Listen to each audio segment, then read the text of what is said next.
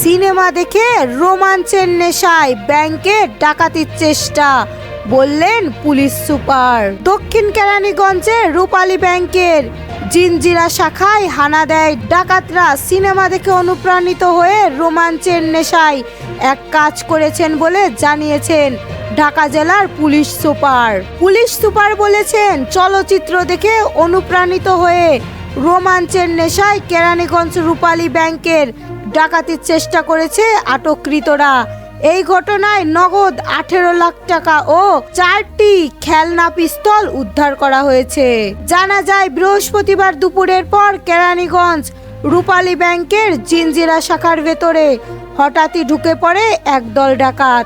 অস্ত্রের মুখে ব্যাংকটির কর্মকর্তা কর্মচারীদের জিম্মি করে নগদ 15 লাখ টাকা মুক্তিপণ দাবি করেন তারা। শোরগোল পড়ে যায় চারিদিক। স্থানীয় জনতা ব্যাংকের দরজা বন্ধ করে দিয়ে আইন শৃঙ্খলা রক্ষাকারী বাহিনীকে খবর দিলে উপস্থিত হয় পুলিশ, র্যাবের একাধিক টিম। ঘটনাস্থানে যায় সেনাবাহিনীও। প্রায় 3 ঘন্টা রুদ্ধশ্বাস অপেক্ষার পর সন্ধ্যা 5:30টার দিকে জিম্মির ঘটনার অবসান হয়। পুলিশ জানিয়েছেন, 3 ঘন্টায় যৌথ বাহিনীর কাছে আত্মসমর্পণ করেছে। আইন শৃঙ্খলা বাহিনীর সহায়তায় নিরাপদে বের করা হয় ব্যাংকের ভিতরে থাকা কর্মকর্তা ও কর্মচারীদের। এতে কোনো হতাহতের ঘটনা ঘটেনি। বাংলাদেশ দখল করলে দিল্লির শাসন ক্ষমতা থাকবে না, বললেন কাদের সিদ্দিকী। কৃষক শ্রমিক জনতা লীগের সভাপতি বঙ্গবীর কাদের সিদ্দিকী বীরুত্তম বলেছেন, ভারতের সঙ্গে আমাদের সম্পর্ক হবে সমমর্যাদার। আন্তর্জাতিক পরিসরের যে কোনো জায়গায় ভারতে একটি চেয়ার পাবে, বাংলাদেশে একটি চেয়ার পাবে।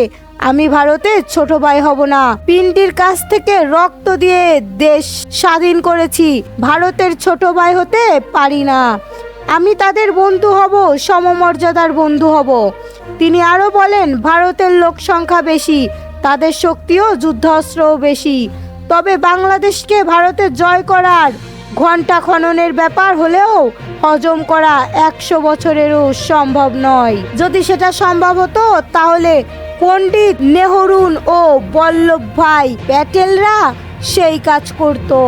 এখনো দেশের ভিতরে বাইরে ষড়যন্ত্র থেমে নেই, বললেন তারেক রহমান। দেশের ভেতরে বাইরে দেশের বিরুদ্ধে এখনো ষড়যন্ত্র থেমে নেই বলে মন্তব্য করেছেন বিএনপির ভারপ্রাপ্ত চেয়ারম্যান তারেক রহমান। তিনি বলেছেন, 11 দফা শুধু বিএনপির কথা নয়, বিএনপি ছিল 27 দফা। পরবর্তীতে স্বৈরাচার সরকারের পতনে বিএনপির সঙ্গে যারা যুগপৎ আন্দোলন করেছেন সেই সব রাজনৈতিক দল ও সংগঠনের সঙ্গে আলোচনার ভিত্তিতে এই 31 দফা তৈরি হয়েছে।